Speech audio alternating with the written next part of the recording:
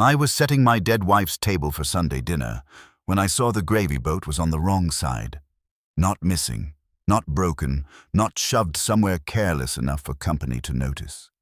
Just wrong enough that the old crack in the silver caught the west light at the wrong angle, and for 1 second the thing looked unfamiliar in my own house. I stood there with one cream-colored napkin in my hand, and felt dread come into the room the way cold comes into an old house through a seam you do not see until everything is already less warm than it ought to be. The dining room smelled of lemon polish, roast chicken, and the faint metal heat of the baseboard under the window. The good placemats were down. Eleanor's blue potato bowl sat to the left of the platter, where it always sat. The carrots were glazed and waiting in the kitchen. The hall clock was doing its sober little work. The house looked the way I had trained it to look every Sunday since Eleanor died 7 months earlier. Not cheerful, not staged, just kept. Eleanor hated staged. Honest was her word for anything she approved of. Honest floorboards, honest weather, honest faces, honest grief. She distrusted surfaces that worked too hard to look untouched. A house ought to remember what happened in it, she once told Lucy after the child gouged the dining room table with a belt buckle and burst into tears. Otherwise, people get funny ideas about who they are. So I had not refinished the table. I had not replaced the loose pantry knob. I had not thrown away the cracked silver gravy boat either, though Daniel offered every Thanksgiving for years. It split, he had said once, holding it up in both hands, with the patient expression of a man humoring sentiment. "We can get you something decent." Eleanor took it back, set it down, and tapped the spoon against the rim twice before pouring. "A thing doesn't stop telling the truth because it got damaged," she said. "Neither do people if you're lucky." Daniel had smiled then. Not rudely, not openly, just that closed-mouth waiting smile he had even as a boy when he thought somebody else was attached to nonsense and time would solve the problem for him. I had not thought about that smile in months. Then I saw the gravy boat sitting left of center instead of right, where Eleanor always kept it because she served clockwise and hated crossing her wrist in front of the person at the head of the table. It was exactly the kind of reason she had for things. Half practical, half private. Entirely hers. I moved it back where it belonged. That should have ended the matter. One old man straightening one old object in one old room. But the instant I set it right, I found myself looking toward the kitchen doorway, as if I might catch somebody watching me do it. Nobody was there, only the narrow hall, the family photographs climbing the staircase, and the old clock ticking with the firmness I had come to depend on since Eleanor's absence made every silence feel less organized. Outside tires hissed over the damp pavement. Daniel and his family were due in 15 minutes. I went back to the kitchen and checked the chicken. The skin had turned the right kind of gold, not glossy, not restaurant-colored, but the home shade Eleanor liked, with darker crisping at the tips of the wings and the smell of thyme, onion, and hot fat rising into the room. I basted it once and stood with the oven open a second longer than necessary, letting the heat strike my face. Sunday dinners had been Eleanor's spine. Not every week with company. Not every week with appetite, not every week with grace worth mentioning, but every week with the table set, food made, and the expectation that family ought to put its bodies in one room long enough to remember it was a family. After the cancer took the upstairs bedroom from her and made the guest room her room, because the stairs were too much, she kept the dinners going. First from the kitchen doorway, then from a chair, then from the table itself, too tired to eat much, still too stubborn to let the house lose its grammar while she had breath to correct it. The last full Sunday dinner she sat through was in March, when the daffodils had barely come up, and she wore the blue cardigan Lucy said made her look like a smart grandmother in a movie. Daniel poured her tea that night. I remember because she looked at the cup, then at him, and smiled with that private married smile that means a conversation has been postponed, not avoided. Later, when I asked whether something was wrong with the tea, she was at the counter folding a dish towel with those thinning wrists of hers wrists I had kissed 1,000 times when they still looked permanent. "No," she said, "just sweeter than I make it." I laughed. "That's your crisis." She kept folding. It's never the sweetness itself. What then? It's who gets used to deciding for you. I let it pass. A man can spend 40 years thinking he is preserving peace when what he is really preserving is his own comfort in the room. That memory came back hard enough while I was checking the carrots that I had to set the spoon down and grip the edge of the counter. Then the doorbell rang. By the time I reached the front hall, I had my face in order. Daniel came in first, tall and broad in a navy quarter-zip, carrying a bakery box as if arriving for a meeting he intended to control. Maggie followed with her usual armful of things nobody had asked her to bring: bread, wrapped in clean linen, sparkling water. Nobody would want Lucy's cardigan over one wrist, though the evening was mild. Lucy came in, last school bag. Thin, dark hair pulled back. Her serious eyes, already moving around the house the way children's eyes do when a place belongs to them, so fully they no longer look at it like company does. "Smells good, Dad," Daniel said, clapping one hand on my shoulder as if I were a man to be encouraged. Chicken. You didn't have to do all this," Maggie said, slipping off her shoes near the hall closet. "We could have brought more." "If I stop cooking, they bury me," I said. She gave the quick, disapproving smile she always used for talk about death, as if Eleanor had stepped out instead of being gone. Lucy came straight into me and hugged me around the middle. "Hi, Grandpa. Hi, Lou. You put the blue bowl out." "I did." She nodded once in approval more than delight. Lucy noticed continuity the way some children notice weather. We moved through the old choreography. Shoes off, coats to the closet, bakery box to the counter. Daniel opening the sparkling water nobody wanted. Maggie asking whether I needed help and moving toward the plates before I answered. Lucy drifting toward the dining room and back again, restless in the way children get when the adults in a house are all being just a little too careful. The house took them in the way it always had. The floorboard near the kitchen threshold gave its little complaint under Daniel's step. The refrigerator hummed. The vent under the dining room window clicked softly as the furnace settled. The photographs on the stair wall looked down in their frames Daniel at 12, with a Little League trophy he did not care about Claire in her graduation robe, before California took her west for good Eleanor, on the porch in a straw hat, one hand shielding her eyes, and me younger in all of them than I felt in my own bones. False safety never announces itself as false. That is part of its power. It gives you the whole shape of ordinary life and asks only that you not inspect what is holding the shape together. We sat down at 5:30. I carved in the kitchen while Maggie carried the platter in and Daniel filled the glasses. I did not notice at first that he had already poured mine. There was too much else to notice. The knife through the chicken skin. Maggie lifting plates too quickly to be useful and not quickly enough to be called intrusive. Lucy rubbing her thumbnail over the corner of her napkin. Daniel using that low, capable tone he always used in funeral homes, hardware stores, and any place he wanted to sound like the only adult who had come prepared. The table looked good. Too good, almost. Roast in the center. Carrots bright with butter and brown sugar. Potatoes in Eleanor's blue bowl. The gravy boat where I had put it back right of center, now it's cracked dark in the warm light. I sat at the head. Daniel to my right, Lucy to my left, Maggie across from me. We bowed our heads out of habit, more than devotion. Eleanor had kept grace the way she kept silver, because letting everything go slack all at once struck her as vulgar. I gave the short one. "Thank you for the food, for the hands that prepared it for those here and those we carry. Amen." "Amen," Maggie said softly. Lucy said nothing at first, then added it half a beat late. Daniel reached for the gravy boat. "I'll do it." I almost said, "You never do," but that would have sounded smaller than I was willing to sound. So I let him spoon gravy onto my plate and then around the table. When he set the boat down, he left the handle turned out the sort of small wrongness nobody sane should care about, and exactly the sort Eleanor always corrected without fanfare. We started to eat. The chicken was tender.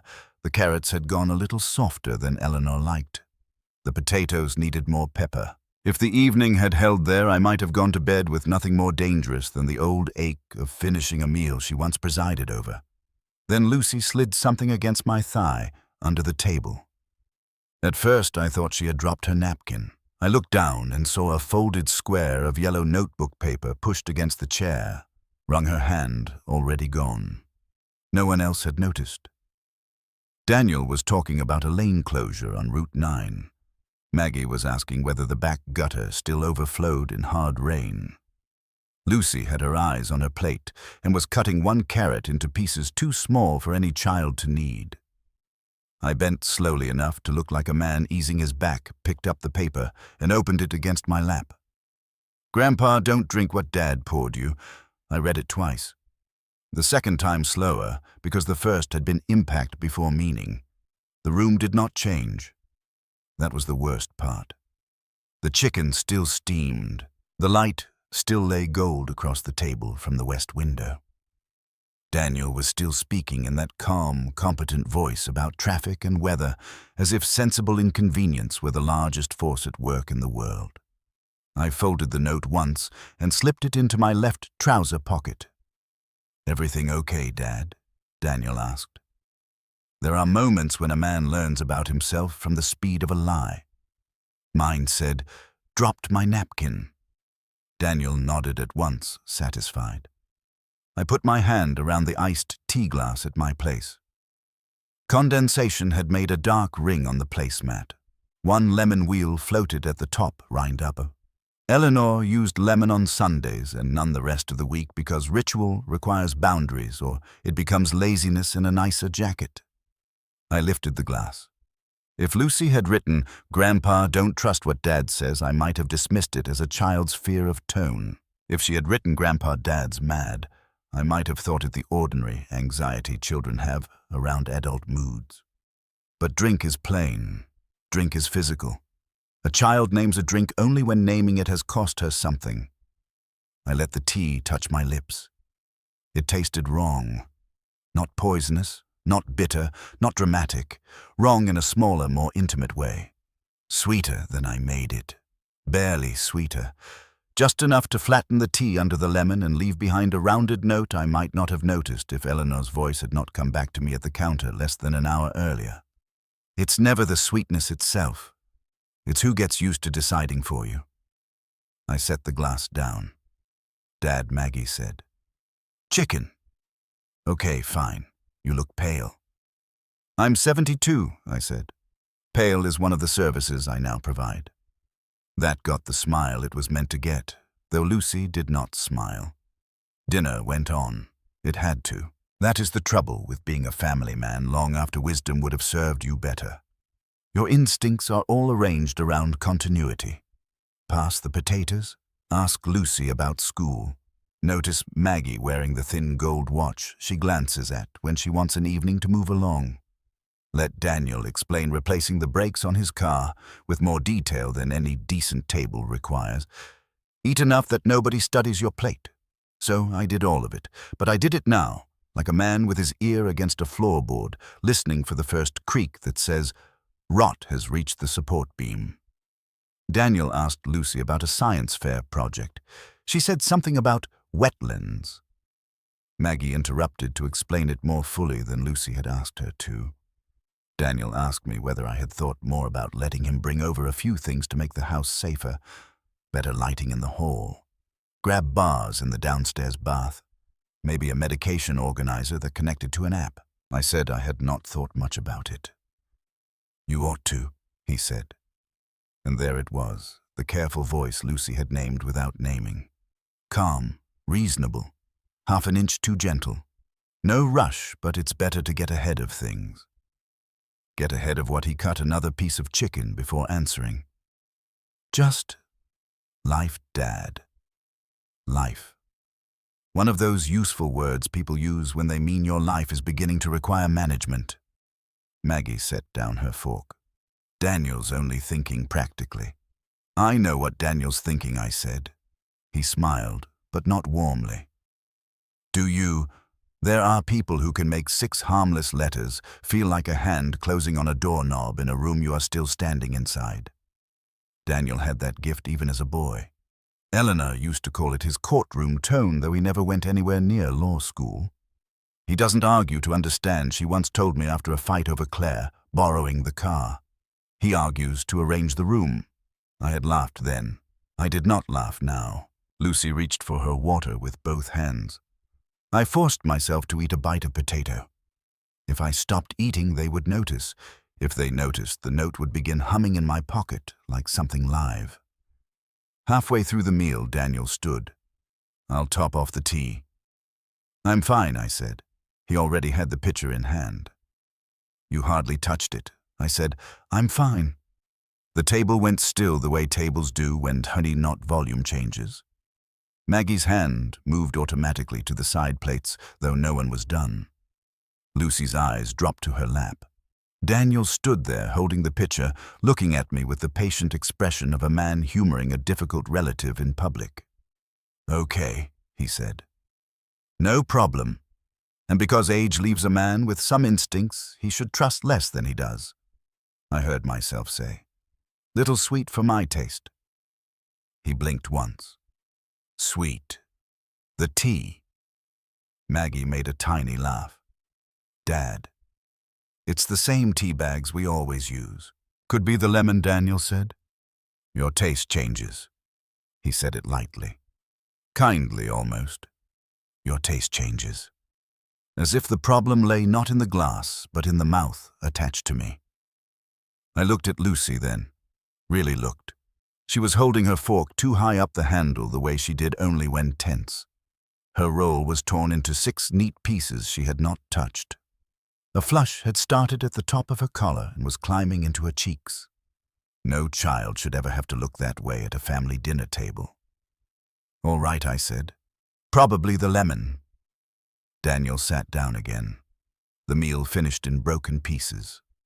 Maggie moved too fast, clearing before anyone asked, stacking plates, before I had laid down my fork, as if order might outrun discomfort if she got enough of a lead. Daniel began talking with almost comic suddenness about practical things again. Not the house exactly. Not yet. Things adjacent to the house. Mowing. Gutters. Winterizing before it got too cold. The kind of small repairs men offer other men when they want to establish a direction of dependence. Then he said the sentence that made Lucy grip her napkin hard enough to whiten her knuckles. "We should probably start having some conversations," he said, "before anything becomes urgent." I heard the "we." I heard the "should." I heard before anything becomes urgent. Language padded around a harder thing. Conversations about what I asked. Maggie was already lifting the platter. "Dessert first." "No," Daniel said softly. "This doesn't have to be a big thing." That phrase landed with the weight of rehearsal. Lucy's foot touched mine under the table.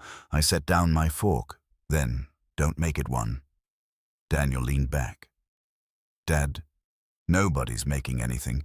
I'm just saying, maybe it's time to think about what support might look like." "What does support look like?" He spread his hands as if nothing could be simpler. Maybe fewer evenings alone. Maybe keeping better track of medications. Maybe somebody else handling the paperwork for a while. "You've had a lot on you since Mom died. There are cruelties delivered by blunt men and cruelties delivered by efficient men. The first can be fought in the open. The second arrive dressed like concern and count on your manners to protect them." "I have managed paperwork for 40 years, I said. "Sure." That one word did something to me. "Not yes. Not of course. Not you have. Just sure." A small verbal pat on the head. "Maggie said Daniel only means you don't have to carry everything yourself. Then he can say that." "I am saying that." "No," I said, and heard my own voice flatten. "You're saying something else with better upholstery." Silence. The refrigerator hummed in the next room. A car passed outside.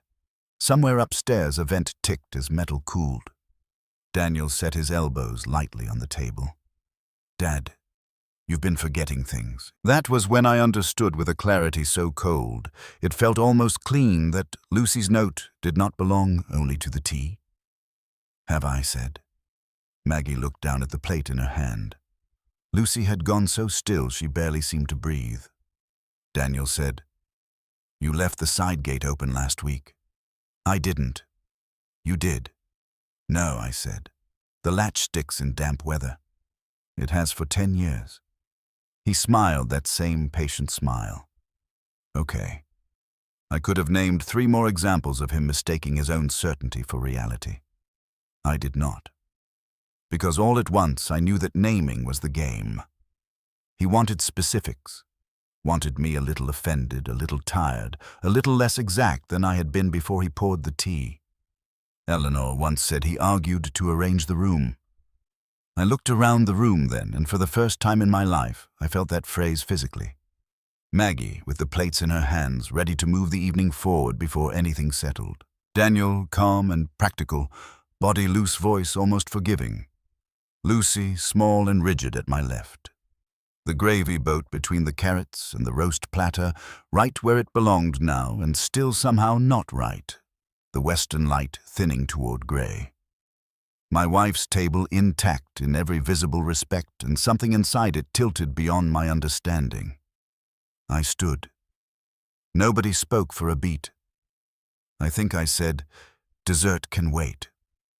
I picked up my tea glass and carried it into the kitchen, not because I intended to drink it, but because I did not know what else to do with my hand. Behind me, I heard Maggie say my name in that light tone people use with the old and newly fragile, as if too much sound might startle us. I hated that most. Not the words, the calibration. In the kitchen, I set the glass beside the sink. The smell of roast chicken had faded into the heavier after-smell of dinner-completed meat cooling under foil butter, going rich in the air, dishwater not yet run. I had not turned on the overhead light, so the room sat in spillover dimness from the dining room and the weak blue bulb above the stove. I stood there long enough that Daniel came halfway to the doorway. "You all right?" There it was again. Soft, managing, the same tone a man might use with a stranger in a waiting room who had begun to look unsteady. "I'm fine. If you're tired, we can head out. We don't need to do this tonight. Do this." As if the conversation had been a kindness undertaken on my behalf. "Maybe that would be best," I said. He nodded. "Okay, no argument, no apology. Just the easy adjustment of a man who believed the evening had not gone as planned, but had not gone to waste either." When they left, 20 minutes later, the house exhaled around me in the old way. Front door shutting, car doors opening and closing, tires on damp street, then the familiar silence settling back over the rooms. Not empty exactly, but no longer occupied by anybody else's intention. I cleaned slowly. Eleanor believed hard endings required orderly kitchens. "No decent person goes to bed with gravy drying in a boat," she used to say. So I scraped plates, wrapped leftovers, rinsed serving spoons, and stood at the sink long after practicality had left off and habit had taken over. I kept touching the folded note in my pocket. "Grandpa, don't drink what Dad poured you. Children do not choose words the way adults do. They choose from what is available to them." Dad. Poured. You. Not medicine. Not put in. Not did. Poured. The danger to Lucy's mind had happened in the act itself. In the serving. I dried the silver last. The gravy boat was warm in my hand from the dishwater, heavier than its size warranted. The old crack ran from the lip toward the belly, mended years ago by a silversmith who told Eleanor it would never be invisible. "Good," she said. "Invisible is what gets people into trouble." I closed my eyes for a second with the dish towel wrapped around it. The memory that came then was not invited. It was that Thanksgiving again, the year Daniel wanted to replace the boat. Claire laughing from the kitchen. Maggie younger, not yet so polished in her smoothing. Lucy not yet born. Daniel with the boat in his hands. Eleanor taking it back. Then, later after pie and coffee, Daniel saying in that mild, certain voice, "Mom tells stories like they happened in a nicer house than this." I had laughed, because I thought he meant the family anecdotes she embroidered with weather and pie crust and who sat where. Eleanor had not laughed. She looked at him. then at me, only for a second. Then she said, "Somebody has to remember what was decent." At the time, I thought it was one of her lines, one more compact judgment scattered through family life like pins. Standing in my kitchen, 7 months after her death with the gravy boat warm in my hand, I understood I had probably missed the true target of more than one thing my wife had said at her own table. I dried the boat carefully and carried it into the dining room. The sideboard stood against the far wall under the river painting Eleanor's aunt had done before arthritis took her brushes. Top drawer for linens and place cards, middle for serving pieces, lower cabinet for bowls too wide for everyday shelves. Eleanor had kept a logic to it I could still follow in the dark. I opened the middle cupboard and stopped. The gravy boat's shelf was empty where I expected it because the boat was in my hand. But the saucer beneath the old silver ladle had been turned the wrong direction just enough that the chip in its back faced front now. Beside it, the small oval cranberry dish had been shoved a full 2 inches left, narrowing the space between it and the tureen in a way Eleanor hated because, in her words, things chip when they're crowded, and so do people. I stared at the shelf. Maybe Maggie had put things back wrong after another Sunday. Maybe Daniel shifted them reaching for something. Maybe grief had turned me into one of those men who attach moral weather to the angle of a serving spoon. I put the gravy boat where it belonged. Handle turned in. Crack facing left, resting on the folded tea towel Eleanor always kept beneath it because silver, she believed, ought not scrape wood if wood had been there first. Then I closed the cupboard and stood listening to the house. A home can feel familiar and altered at once. Not haunted, not invaded, only translated. As if the same rooms had begun meaning something slightly different in the mouths of the people moving through them. I went back into the kitchen and found the tea glass still beside the sink where I had left it. The ice had melted. The lemon slice floated limp at the rim. I lifted it and brought it to my nose. There it was again. Not strong. Not enough for certainty. Just that faint, rounded sweetness under the tea and lemon, something that did not belong to my hand, or my recipe, or my wife's. I turned toward the pantry without knowing why. The door stood half open. Beyond it the shelves ran narrow, and deep jars, cereal boxes, canned tomatoes, flour canisters, tea tins, and the small labeled baskets Eleanor had used for years because, as she put it, a pantry tells the truth about what a house expects. I took one step toward it, then another. And in the dim kitchen light glass still in my hand, I saw that something about the shelves had changed. Not one thing, a logic. The tea tins were no longer where Eleanor kept them. The basket for baking packets had been moved down a shelf. 2 handwritten labels were gone altogether, replaced by neat white printed tags I had never seen before.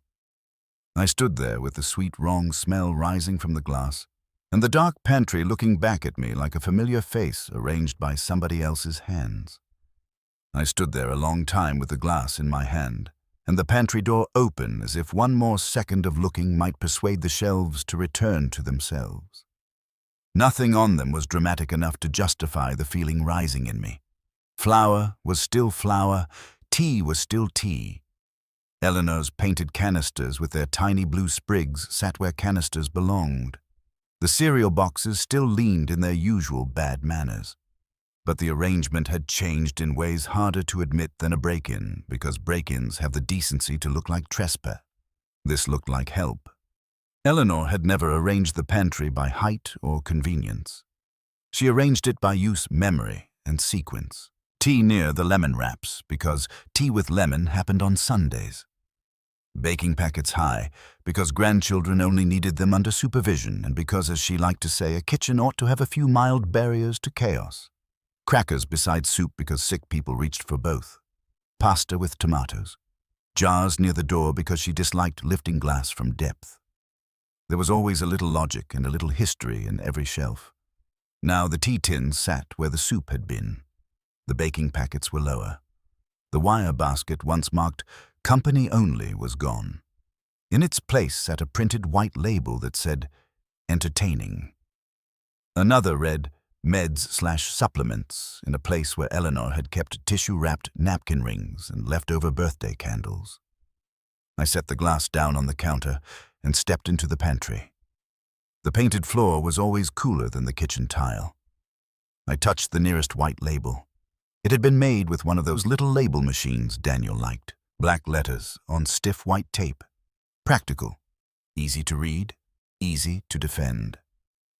At the lower corner, I saw the edge of something blue. Not much, just a sliver. I pressed my thumb against it and felt paper lifting beneath the tape. Then I peeled the strip back just enough to reveal the curve of Eleanor's handwriting. T/Sunday. I let the label fall back into place. Some discoveries arrive like blows, others arrive like a hand over your mouth. This was the second kind. I did not feel panic, not yet. I felt rearranged. The refrigerator hummed behind me. Outside, somewhere up the block, somebody laughed. A dog barked once and gave up on the effort. My own breathing sounded rude in that narrow pantry. I went back to the counter, picked up the glass, and carried it to the sink. For one wild second, I almost poured it out. Instead, I set it on the windowsill above the sink and turned off the kitchen light. The cloudy tea darkened against the glass. I slept badly, though that in itself meant very little. Since Eleanor died, sleep had become something I managed rather than received. I still woke most nights between 2 and 3 and listened to the house make its old sounds without her. The click in the front radiator, the branch against the east gutter, the refrigerator motor starting and stopping. Once a month after the funeral, I woke certain I had heard her call my name from upstairs. It was a television in some neighbor's house through an open window, but by the time I understood that my heart had already gone through the whole indignity of hope. That night, I woke with a different kind of alertness. Not grief. Inventory. I lay in the dark and sorted the evening into pieces. Lucy's note. Daniel's careful voice. The sweetness in the tea. Maggie clearing plates too fast. The white pantry labels. Eleanor's hidden blue script underneath one of them. Each piece could be explained on its own. Children scare easily. Men speak gently to aging fathers. Sweetness happens. Maggie had always cleaned like a woman racing weather. Daniel liked labels, but the combined shape of those things would not leave me alone. At 3:30, I got up, put on my robe, and went downstairs. The house at that hour belongs less to the living than to routine itself. The hall runner held my steps. The photographs on the stair wall were only pale rectangles in the dark. In the kitchen, the moon made a weak silver square on the floor by the back door. I did not turn on the light. I stood by the sink and picked up the tea glass from the sill. The lemon had sunk. What remained in the bottom was cloudy. I smelled it again. Sweet. Faintly medicinal now, or perhaps I only supplied that afterward the way frightened people do. I stood there with my hand around the glass and hated myself a little for not knowing more. A grown man, 72 years old, former superintendent of a school district, unable to say whether there was anything in the bottom of his own tea besides tea. I set it down.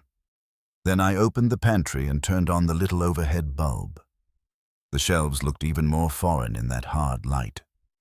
I peeled back another white label. Under grains was Eleanor's handwriting, crackers/soup. Under dry goods, a faded old card, holiday linens, top shelf. Because she used to tuck emergency napkins up there when the hall closet was too full of coats. Who relabels a dead woman's pantry? I said out loud. No one answered. The bulb threw a hard little shadow behind the flour canister. I pressed the label back down, then another, until I had proven what I already knew. The new order had not replaced the old one. It had been pasted over it. I went back to bed near dawn and woke too late with my head full of wool and a shame I did not yet know how to name. That was the first part of the trap, though I only understood that later. Not the drink, the shame. The sense that if something were wrong, the dignified response would be to examine yourself first. To ask whether loneliness had made theater out of pantry labels. To ask whether grief had made you a worse witness than you once were. To ask whether you were becoming the sort of old man who takes offense at label makers. By noon, I had almost talked myself into embarrassment. Then I opened the refrigerator and found the typed page. It was tucked beneath the old wooden magnet shaped like Minnesota between a church flyer Maggie must have left there and a coupon circular I had meant to throw out. Folded once. Just one page. The heading in Daniel's neat computer font read, "Things Dad's Been Forgetting." I took it down and read the first lines right there in front of the refrigerator. Left side gate open after dark. September the 6th. Put roast in before oven was preheated. September. 17. Told Lucy her science project was due Thursday when it was due. Monday, September the 22nd. I read the rest, then read it again. Spoke to Claire on Tuesday and then asked Wednesday why she had not called. Said he had already signed the insurance paper when he had not. Lost track of morning pills twice in 1 week. Became defensive when corrected. Sometimes insists on details that aren't right. Best to approach gently and avoid making it a big thing. My hand tightened hard enough to crumple the lower edge. Best to approach gently and avoid making it a big thing. Exactly that phrase. Daniel had used it at the table the night before. He had used something close to it 2 Sundays earlier when he tried to persuade me to let him streamline my bills. Maggie had said it in a softer form in August, after I told her she was loading the dishwasher in a way Eleanor specifically hated, and she laughed too quickly and said, "Let's not make this a big thing." I stood there with the paper trembling in my hand, and understood with a clarity so ugly it felt obscene that somebody in my family had been writing me down. Not worrying over me. Not noticing things in the rough, contradictory, unrecorded way families notice one another. Writing me down. Turning me into a list, converting my life in my own house into bullet points, ready to be shown to somebody else. I checked the bottom of the page for a print date. 2 weeks old. There were no names, nothing official, nothing that would have looked suspicious to a casual eye. It could have been a private note a worried son made for himself. That was what made it so vicious. Wicked things in family life almost always benefit from looking useful. I folded the page and slipped it into my pocket. The first item was wrong. Not debatable. Wrong. The side gate latch had stuck in damp weather for 10 years, and Daniel knew it because he had cursed at it often enough himself. The roast line made me stop. I had once put the roast in before the oven was fully ready, but only because Maggie had asked from the doorway where the carving knife was, and I turned too soon. That had happened in front of all of them. Ordinary. Human. The science project line I could not reject cleanly because I did not remember it well enough, which made it worse. As for the insurance paper, I had signed it the next morning after Daniel insisted I had not. I remembered the argument. I remembered the paper on the hall table. I remembered being irritated enough to sign it before coffee. Suddenly, memory itself became dangerous. Not because mine was gone. Because I could no longer tell which recent irritations belonged to the ordinary wear of age and which had been fed, arranged, or harvested by someone else. I took the page into the study. That room had belonged more to bills and school district binders than sentiment when Eleanor was alive. Since she died, I had turned it into a halfway place between usefulness and avoidance. Her condolence card still sat in a box by the bookcase. My own files had begun to spread into her old stackable trays because there was no one left to object to overlap. The desk lamp gave off the same yellow pool it had given off when we did taxes there, together with the radio on low, and argued mildly over charitable deductions. I sat in Eleanor's chair instead of mine. From there I could see the river painting in the dining room through the open door, and at the edge of sight the sideboard where the gravy boat sat behind its cupboard door. The page in my hand felt colder than the room. I laid it flat and read it again this time as if I were reading it for someone else. That changed it, not the facts. The music. Became defensive when corrected. Best to approach gently. Sometimes insists on details that aren't right. These were not notes, they were instructions. Not observations, but method. I thought then of Lucy's note. Don't drink what Dad poured you. Not, don't let him talk to you. Not, don't listen. Drink. Then this page. A pattern where one thing softened the ground and another thing provided the story for why the ground had gone soft. I rose too quickly and had to steady myself against the desk. Easy, I said aloud, because I have always talked to myself in practical words, even alone. The humiliation of that nearly undid me. If I had found a broken lock or an emptied bank account, I would have known how to feel. Anger has a decent shape when the offense is blunt. This was fouler. I felt injured, foolish, and somehow implicated, as if by continuing to live inside the rituals of my own house, I had helped build the stage on which this was possible. The phone sat on the desk where it always had. I looked at it for nearly a full minute before I picked it up and called Dr. Anita Ruiz's office. I told the receptionist I needed to come in. No emergency, I said. Just soon. There was a pause. Keyboard clicking. Dr. Ruiz can see you tomorrow at 10:15. Fine. Will your son be bringing you? No, I said. I'll drive myself. A smaller pause. Of course, Mr. Mercer. I hung up and hated that pause, too. The afternoon passed with the false normalcy bad days always seem to insist upon. I made a sandwich and did not finish it. I paid the electric bill. I took the chicken bones out to the trash. Then I walked once through the downstairs and began noticing things I had probably noticed before, but never gathered into one shape. The dish towels in the kitchen drawer, had been folded in Maggie's thirds instead of Eleanor's halves. Eleanor folded by halves because thirds made them slip. The outgoing mail basket on the hall table had been moved 2 inches closer to the door. A pharmacy reminder card I did not remember putting there sat tucked beneath the lamp base. Lucy's cardigan from the day before still hung in the hall closet, forgotten or left on purpose, I could not tell which. I found myself checking things like a man checking his pulse, not because any single detail convicted anyone, but because I no longer trusted where innocence ended. At 6, Daniel called. You okay? He asked. There was that voice again, softer on the phone, smoother with distance. Fine. You seemed off yesterday. Did I? A breath. Dad. What? I don't want you stewing over a hard conversation. It wasn't hard for everyone. He stepped over that the way he always did when truth slowed the room down. Maggie thought maybe we pushed too much. Maggie thought that. Yes. I looked at the typed sheet on the desk where I had left it under an old law journal. I'm touched, I said. Silence. Daniel never liked sarcasm because it could not be entered cleanly into the record. We're just trying to think ahead, he said. There's that phrase again. What phrase? Just trying, a soft exhale through his nose. Dad, I know you don't like this kind of talk. Nobody does. That struck me then. Everything he said came shaped like consensus. Nobody does. We need to think ahead. Best to approach gently. Even his language recruited witnesses. I have a doctor's appointment tomorrow, I said.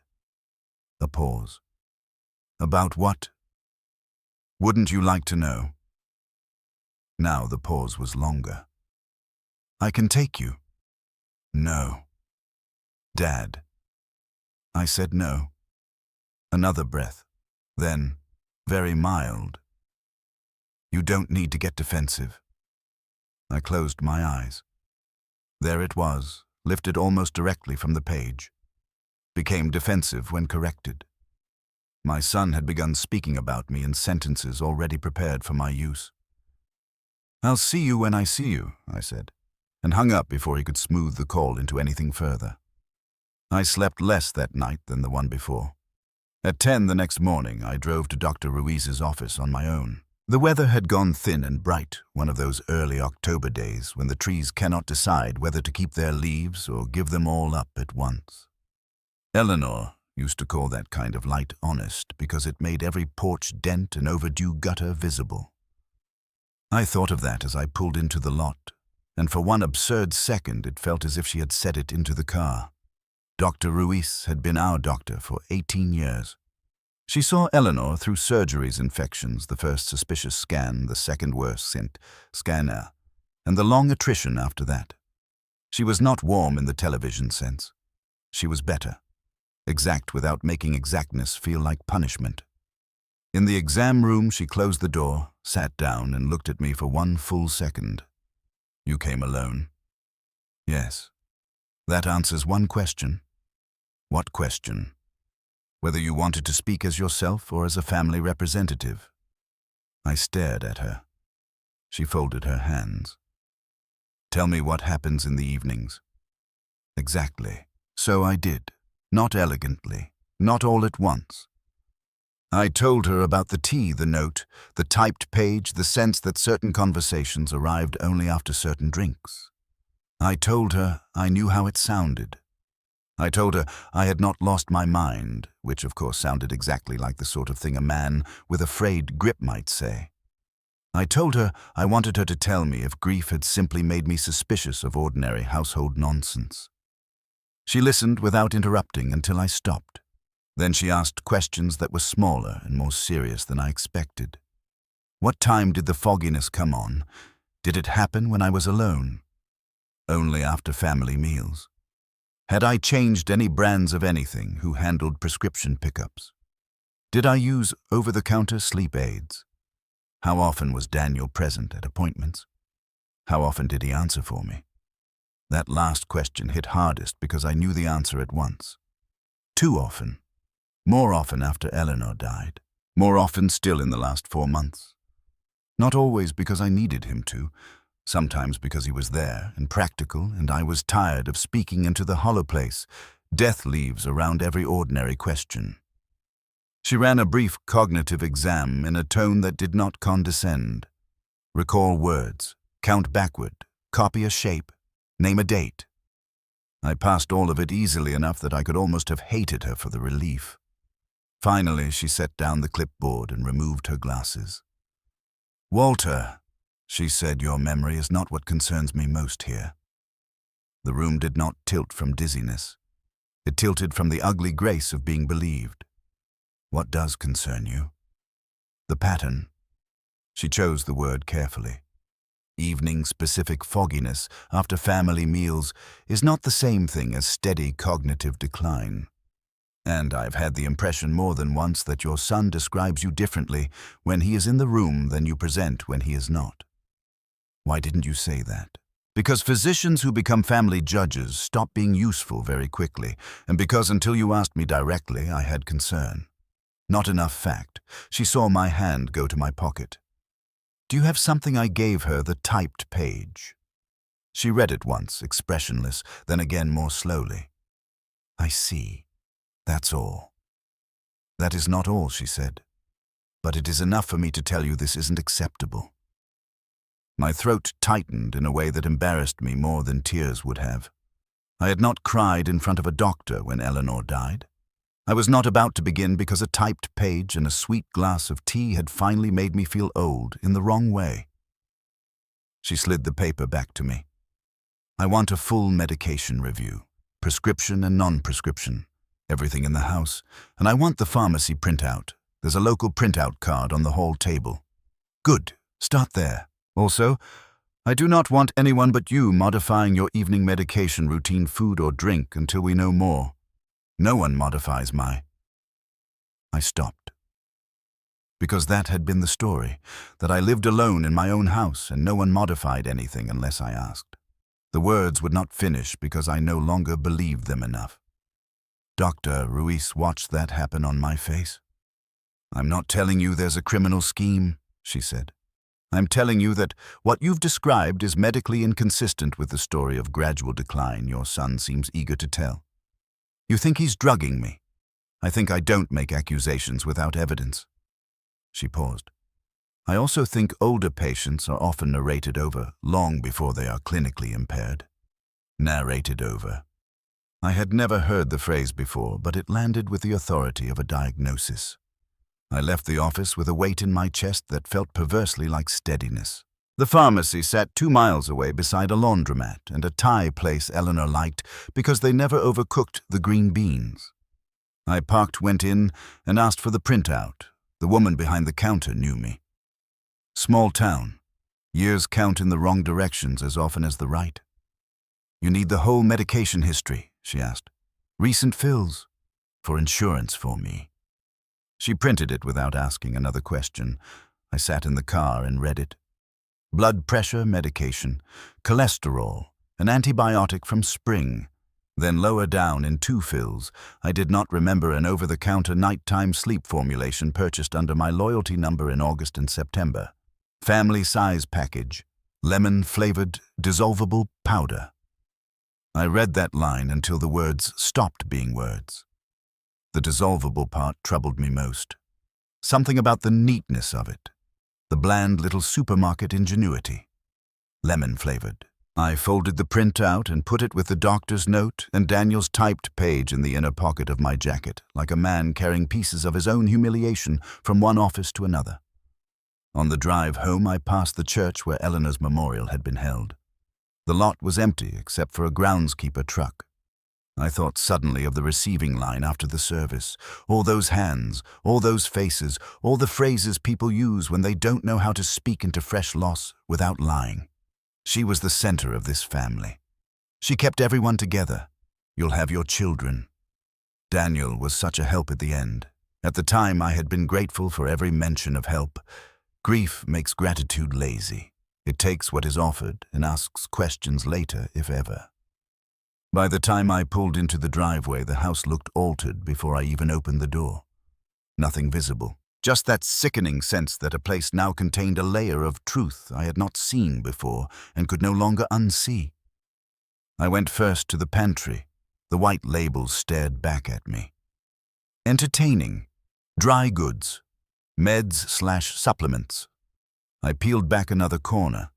Under dry goods in Eleanor's fading blue hand, baking/holidays. Under entertaining company only. Not just relabeled.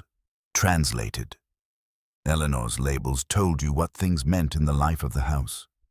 Company only meant that basket belonged to occasions requiring thought. Baking/holidays meant flour, sugar, decorating, sugar candles, and little paper flags had a place because joy was a thing worth preparing for. The new labels reduced all of it to neutral categories: efficient, portable, bloodless. The house of a dead woman had been made easier to speak over. I do not know how long I stood there before I heard footsteps behind me. Grandpa! I turned too fast. Lucy stood in the kitchen doorway with her backpack still on one shoulder. You scared me. Sorry. What are you doing here? Mom had to pick up prescriptions and Dad had a meeting, so she dropped me off because she knew you had your appointment. She looked at my face. Are you okay? There are questions children ask because they need comfort, and questions they ask because they are checking damage. This was the second kind. I'm all right. She stepped into the kitchen, but not fully. Her eyes flicked to the pantry, then to my hands, then back to me. Did you tell anybody about the note? Not directly. She nodded once, but her jaw did not unclench. Come here, I said softly. She did. I sat at the table and waited until she sat too. Her backpack stayed on one shoulder a moment longer, then slid to the floor. The kitchen light was the flat kind that makes counters look colder than they are. I need to ask you something, I said. And if you don't know, you don't know. She looked at the tablecloth. When you wrote me that note, were you worried just about that one glass? No. How long had you been worried? I don't know. Try. A while. Since before Grandma died. That startled her. She looked up fast. No, I don't think so. Then after a beat, maybe at the end. A little. The room narrowed. What made you write it then? She swallowed. Because of his voice. Your father's. She nodded. What about it? She lowered her voice so much I had to lean toward her. He gets extra nice when he wants you to do something. That hurt more than if she had said he got angry. Anger is honest enough to defend against. Extra nice belongs to another category of danger entirely? Does he do that with you? She shook her head too quickly. Not like that. Not like that. I kept my voice level. Have you ever seen him put anything in my drink? She looked at the pantry, then at the doorway, then back at me. Not exactly. Lucy. Her face changed. Not into tears, into that child's expression adults miss because it looks so much like composure. The face of someone calculating the cost of speaking. One time she whispered, I saw him empty something in, but maybe it was for him. In my glass, I don't know. I just know it was when he was making tea and Mom was telling me to get the rolls, and then when we sat down he gave that one to you. She pressed her lips together. And after dinner he kept saying you were tired. My heart went hard and flat. When was this? She shook her head. I don't know. Summer, maybe. Did you tell your mother? No. Why not? That was when the child in her showed again. Not in melodrama. In plain fear. Because then they'd know I was looking. I stared at her. Of all the humiliations family life reserves for old men, there is a special one in discovering a child has been trying to protect you while you were still busy protecting the appearance of normalcy. I reached across the table and put my hand over hers. You won't have to do that again, I said. She nodded, but not like she believed me. A car door slammed outside. Lucy flinched. I stood. Go wash your hands. I'll make you a sandwich. She rose, then paused in the doorway to the hall bath. Grandpa. Yes, he only uses that voice when papers come out. My mouth went dry. What papers? She shook her head, frustrated with herself. Just papers. Grown-up ones. Forms. Then she was gone. I stood in the kitchen with the pantry open behind me and the word papers hanging in the room like something that had been waiting there longer than I knew. Daniel arrived 20 minutes later. Truck door. Front walk, his tread on the porch. I had already moved the pharmacy printout and Dr. Ruiz's note into the study drawer. He came in with a file folder under one arm and a smile almost too easy to be decent. Hey, Lou. She was on the living room rug with a book. Hi. He kissed the top of her head, then looked toward the kitchen. How'd the appointment go, Dad? Fine. He leaned one shoulder against the kitchen doorway. File folder still under his arm. What did she say? She said, I'm 72. He smiled. Shocking. I dried my hands on the dish towel and looked at the folder. He noticed. Some paperwork from the insurance mess, he said. Nothing urgent. From the next room, I heard Lucy turn a page too loudly. That same careful voice. Papers. A memory came back then so hard I could smell nutmeg and coffee instead of mustard and ham from Lucy's sandwich. Another Thanksgiving years earlier. Eleanor at the sideboard finding dessert plates. Daniel talking about a refinancing form he thought I ought to sign before year's end. I laughed and said, not at the table. Eleanor, still with her back to us, said, then perhaps not while he's tired either. At the time I thought she meant me. Me tired from carving and dishes and one glass of wine. Now standing in my kitchen with my son, his file folder, and Lucy silent in the next room. I heard the line differently, perhaps not while he's tired either. Some part of Eleanor had been watching him longer than I had. What's in the folder, I asked. He gave a little shrug. Just some forms. We can look later. We. He smiled again, thinner now. Dad. No, I said. You don't get to we me today. Something shifted behind his eyes. Not much. Enough. All right, he said. Later then. He put the folder down on the hall table by the mail basket and went to ask Lucy about homework. I waited until he was in the living room before I opened it. Inside were brochures for an independent senior living community 20 miles away. an article about recognizing early cognitive shifts, and a yellow legal pad page headed, "Questions for Dr. Ruiz." The handwriting was Maggie's. What has he forgotten recently? Would evening confusion be a first sign? When is it no longer safe for him to manage meds alone? How do families intervene without confrontation? I had not known Maggie had that handwriting in her. Firm schoolteacher, neat, full of patient loops that suddenly seemed less kind than domestic. I put everything back exactly as I had found it. That evening after they left with Lucy, I took the folder into the study and laid its contents beside Daniel's typed page. The phrases moved between them like relatives, without confrontation, gently, best to approach. Then I went into the dining room and opened the sideboard cupboard where the gravy boat sat. I lifted it out and held it in both hands. For 7 months, that object had meant one thing to me: Eleanor's insistence on continuity. Her refusal to discard what had been damaged, but was still useful. A family relic made practical by repetition. Now it held something else too darker and harder to bear. It belonged to the table where Daniel had learned that correction delivered politely could pass for intelligence. It belonged to the Thanksgiving when Eleanor looked at me after he dismissed her memory, and I smiled instead of stopping him. It belonged to every dinner where I had mistaken the absence of raised voices for safety. I ran my thumb along the old repair seam. The thing doesn't stop telling the truth because it got damaged. Perhaps she had not only meant silver. That was the worst cost of the week so far. Not the fear, not the paperwork, the knowledge that memory itself was changing weight inside me, that the dead can be injured again by what the living finally understand too late. The next morning, I went through the pantry more thoroughly. I took photographs, peeled back labels, found Eleanor's blue script beneath almost all of them, sometimes whole, sometimes torn by the adhesive. The basket, now marked meds/supplements, had once been labeled table things. And when I pulled it down, I found beneath gummy vitamins and antacids 2 linen napkin rings and a stub of birthday candle wax. Table things.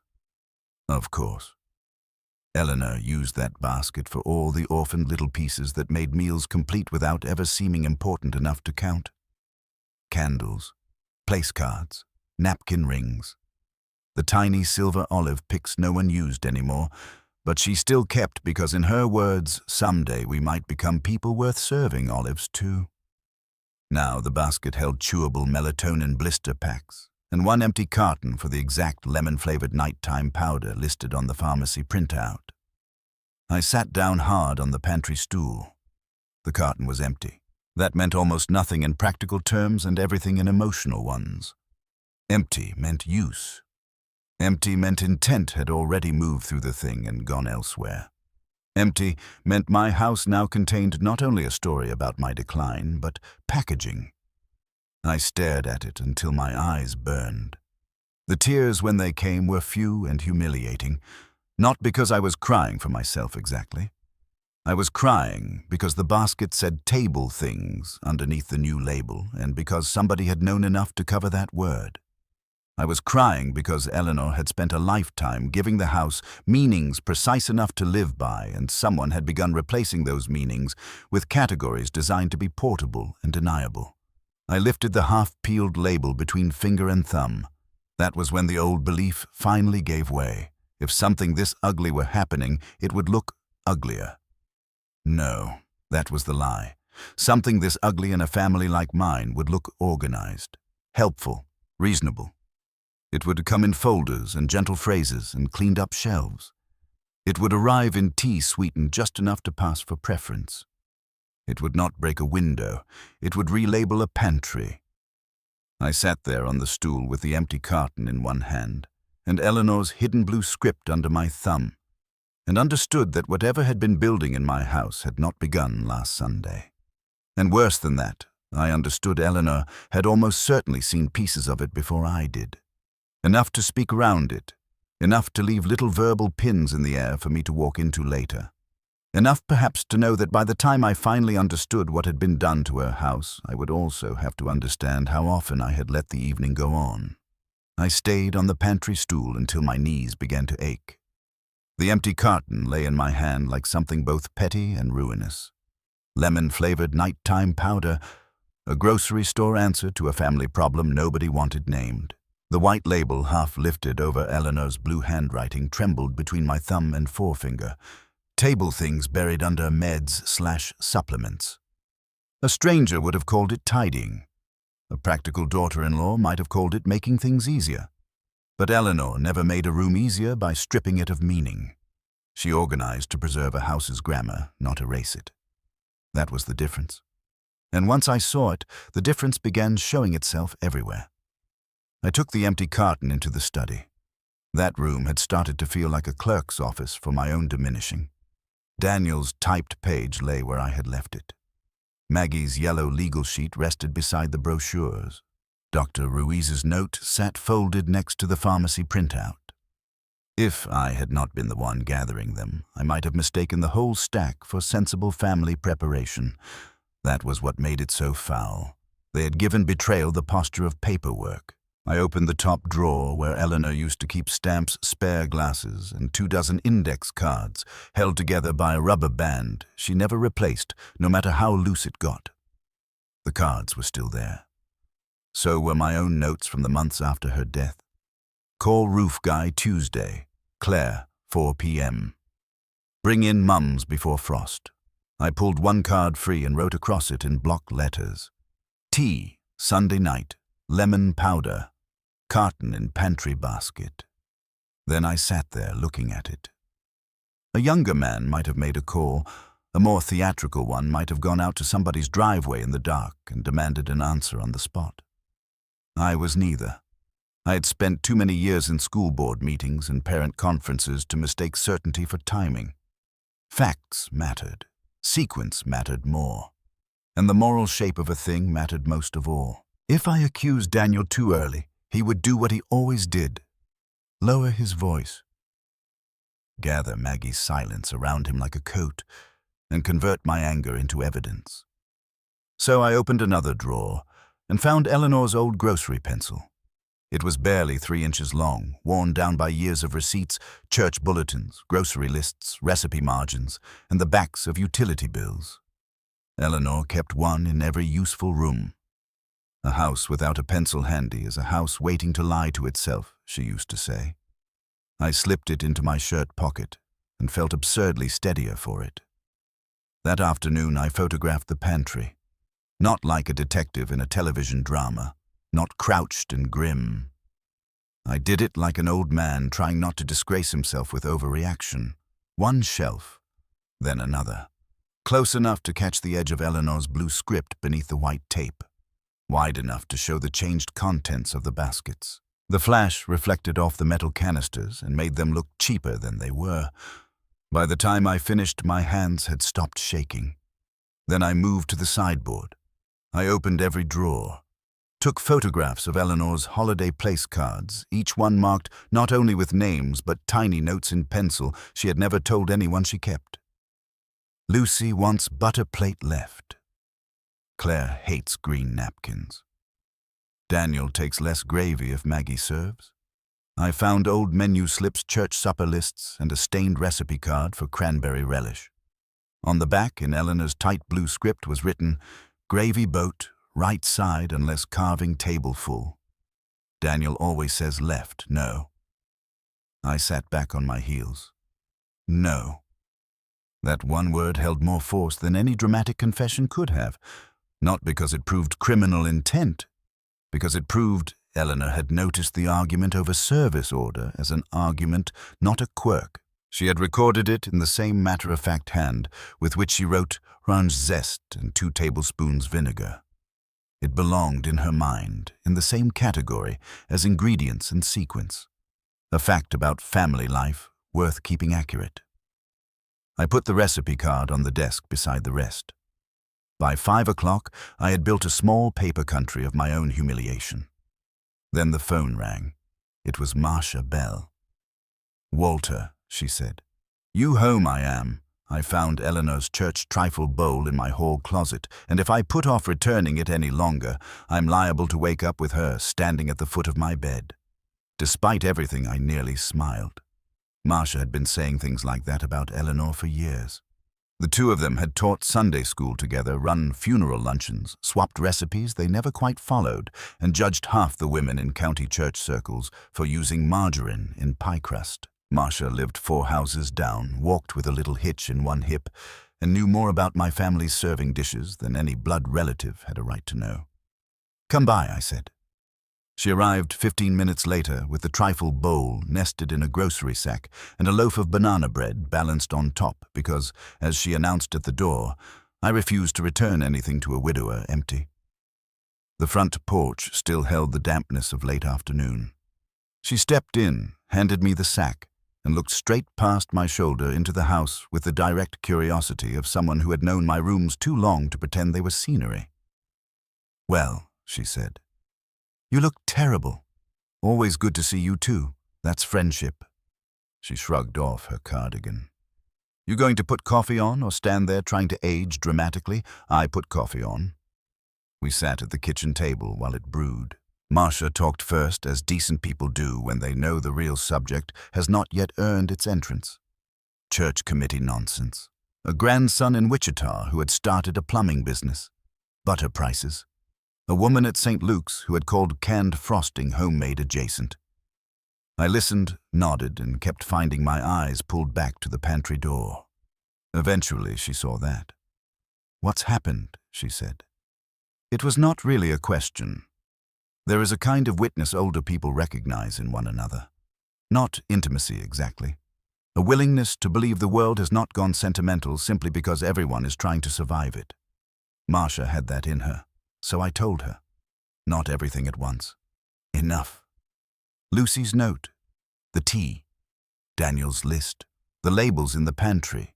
The sleep powder carton. Marcia listened with both hands around her coffee mug, and her mouth set in a line that darkened the lipstick at the edges. When I was finished, she looked toward the dining room and said, "Where's the gravy boat in the sideboard?" "Get it." I did. When I brought it back, she took it from me and turned it slowly in her hands. The crack glinted beneath the kitchen light. The old repair seam ran duller than the rest of the silver. She rubbed a thumb over the handle and let out a short breath. Eleanor never put this on the left unless she was making a point. My skin went cold. Meaning she served right side first because of her wrist, yes, but she put it left if she wanted somebody to notice something was off. Marcia looked up at me. Usually Daniel. I stared at her. She set the gravy boat down between us carefully, almost tenderly. "You remember that Thanksgiving when he kept insisting she was telling the cedar chest story wrong? I remembered it immediately. Not because I had been dwelling on that exact story, but because once she named it, the whole evening rose up complete. Claire, home from California. Lucy, not yet born. Daniel in one of his first serious gray sweaters, already practicing middle age. Eleanor telling how her grandmother had packed linens in a cedar chest during the flood year, the story she always told, while spooning gravy because the chest, according to her, smelled like a whole marriage. Daniel had interrupted to say there was no flood year, it had been a fire, and besides, the chest belonged to Great-Aunt Mabel, not Eleanor's grandmother. He had said it with a little laugh, as if correcting a charming maternal inaccuracy. Everyone had smiled, even me. Eleanor had gone quiet for a beat too long. "Yes," I said slowly, "I remember." Marcia nodded. "After you all left, I stayed and helped with dishes." She stood right there at the sink and said, "Daniel likes correcting women when he thinks men will call it intelligence." I sat motionless. Marcia sipped her coffee. I told her she ought to swat him with a pie server. She said no. Walter hates scenes. The room narrowed around me. Not because Marcia had raised her voice, because she had not. Ordinary remembered truth carries a weight louder revelations can't match. "What else did she say?" Marcia looked down into her cup, then back at me. "She said after she was gone he'd mistake helpfulness for authority if nobody stopped him." I turned my head and looked toward the dining room doorway. The light there had gone amber with evening flattening the edges of the table. I could see the sideboard, the hall lamp beyond it, the photographs on the stair wall. Nothing had moved, nothing dramatic had changed. But inside me, something old gave way cleanly. I had spent 7 months grieving a wife who in memory seemed all composure and order. I had made a chapel out of her steadiness because chapels require less from widowers than unresolved marriages do. Now, piece by piece, I was being forced to see that her composure had not been peace. It had often been restraint. That was crueler to learn than if she had been openly miserable. Loud misery can be shared. Restrained intelligence often dies half untranslated. You should have told me, I said. Marcia did not soften. I'm telling you now. The shame of that sat with me long after she left. Before she went, she carried the gravy boat back into the dining room herself, set it on the table and turned the handle exactly as Eleanor would have. Then she said almost to the room rather than to me, "People think because something's domestic it can't be dangerous.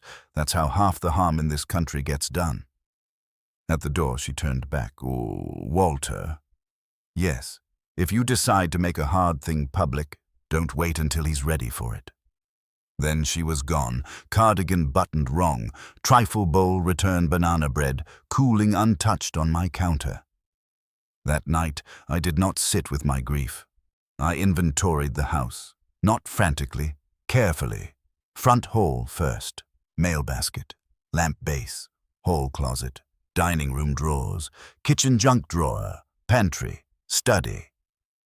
I wrote down where changed things now sat and where they had once belonged. I found 3 more printed labels in the hall closet above the linens covering Eleanor's old handwritten cards. Extra Thanksgiving, good napkins, Christmas only. The new ones said holiday and linens. Harmless words, bloodless words. Words for a storage unit, not a marriage. By 10:30 I had stopped being a man merely unsettled by oddities and become something else. Not yet a fighter. A witness with a system. On Wednesday, Lucy called from the upstairs hall phone. I knew it was the hall phone because the line carried that old humming echo and because no child under 40 uses a landline unless she is hiding the fact that she is using one. "Grandpa." "Yes, I can't talk long." "All right." I heard her breathing. Then a distant murmur from outside. "He asked Mom if you seemed confused after the appointment." My hand tightened around the receiver.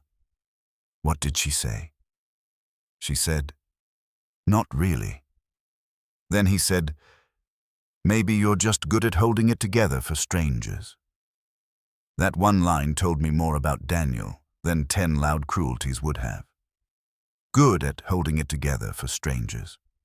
Meaning there was already a narrative ready to bridge the contradiction if Dr. Ruiz didn't see what he wanted seen. "Lucy." "Yeah. When did your dad first start pouring my tea?" A pause. "I don't know.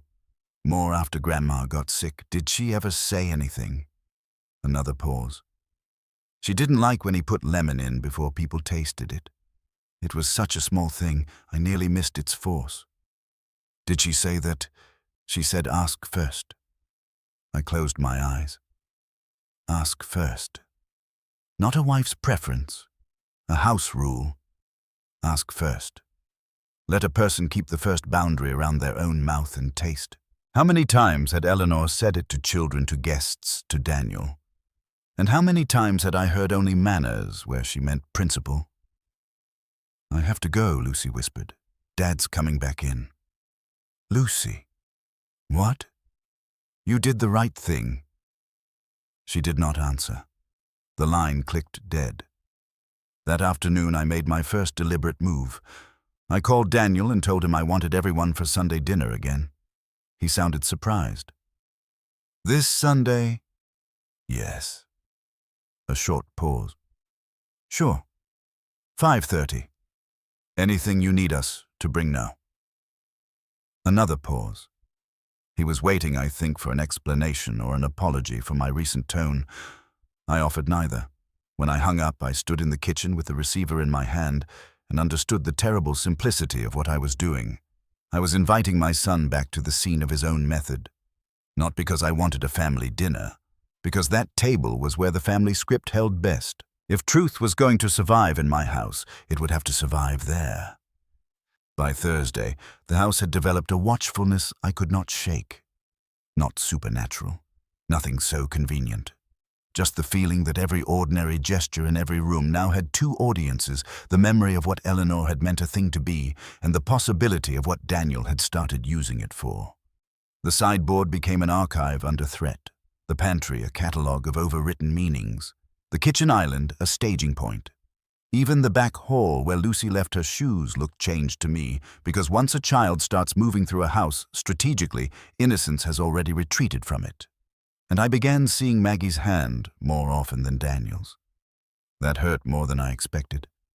It would have been easier if she had only been frightened, only smoothing, only complicit by silence. But the house showed me she had acted. She had peeled labels, shifted baskets, cleaned away Eleanor's household grammar in favor of generic categories that made Daniel's routines easier to manage and harder to question. She had helped convert a memory-rich system into something deniable. On Thursday afternoon, I proved it. I was looking for extra dish towels in the hall closet when an envelope slid out from between two stacked tablecloths and fell at my feet. Inside were 3 old label cards in Eleanor's hand. Good napkins, luncheon things, Christmas only. Each with adhesive residue on the back and one bent corner. Tucked with them was a folded grocery list in Maggie's handwriting printer tape. Adhesive remover labels, sandwich bags, paper towels. No date. It did not need one. I sat down on the hall runner with the envelope in my hand and let that settle into me like illness.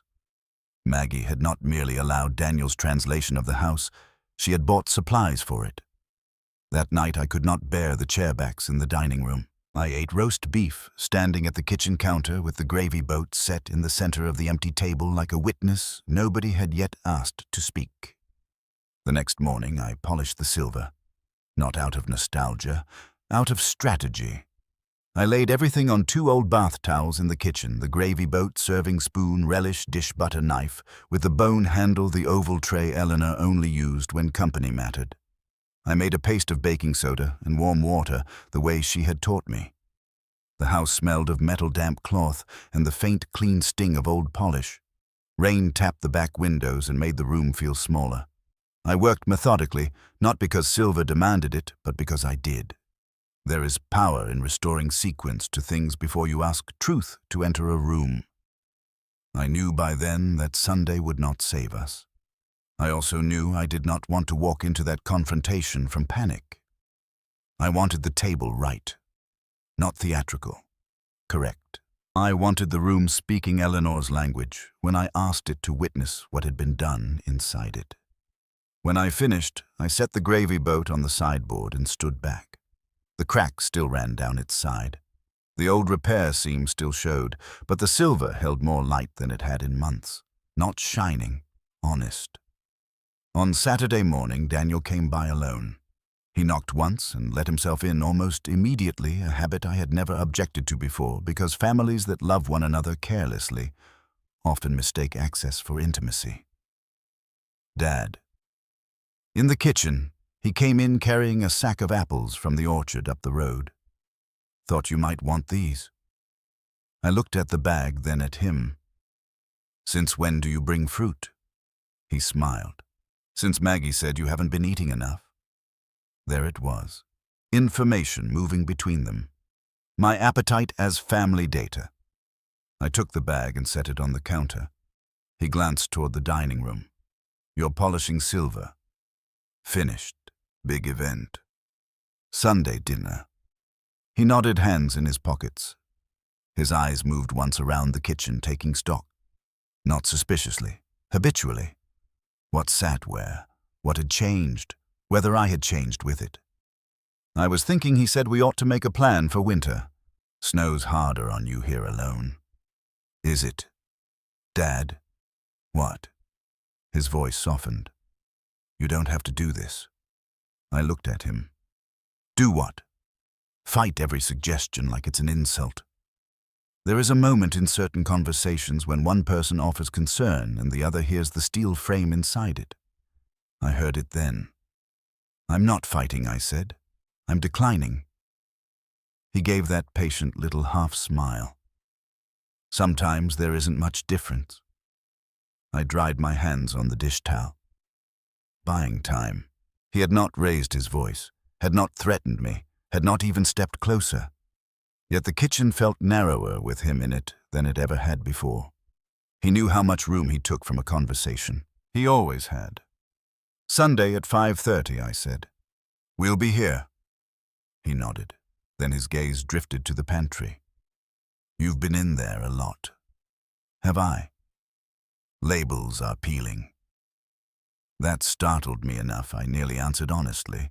Instead, I said, "Then perhaps they weren't well applied." His eyes came back to mine.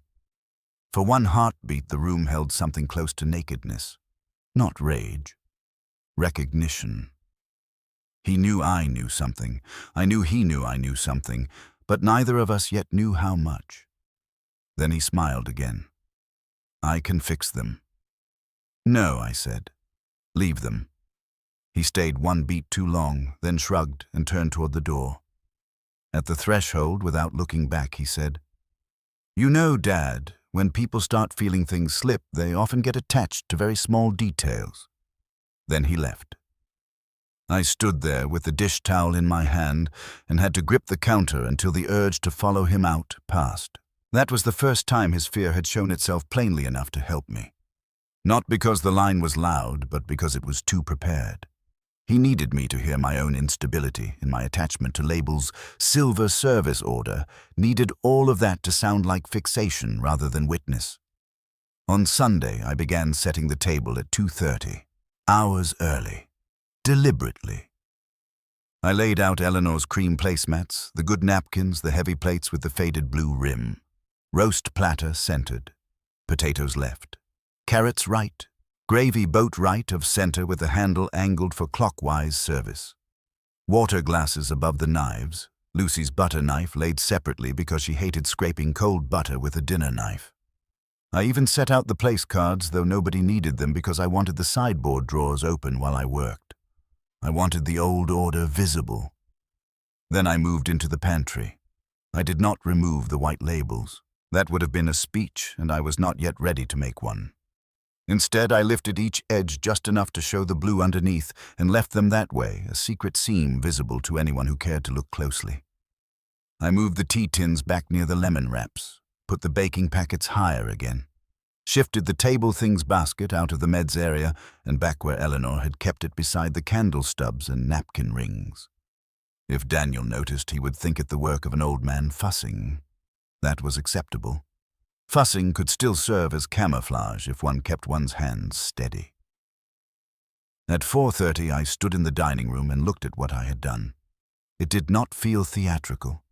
It felt correct. That mattered to me more than I expected. I had spent months preserving the house as a mourner.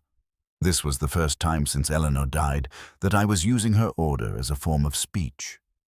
The most memorable part of that evening began before anyone arrived. I was in the kitchen checking the tea. I had made 2 pitchers, one plain water, one plain iced tea. Both were in the refrigerator. I had also left the empty carton of lemon-flavored powder exactly where I had found it in the pantry, not as bait exactly, but as a marker. I wanted to know whether it would move. At 5:20, the doorbell rang. Maggie came in first, flushed from the cold and carrying a pie. Daniel behind her with a bottle of wine.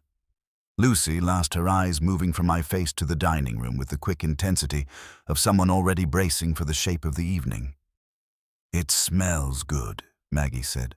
"Pot roast. Need help?" "No." Daniel set the wine on the hall table. "Fancy tonight?"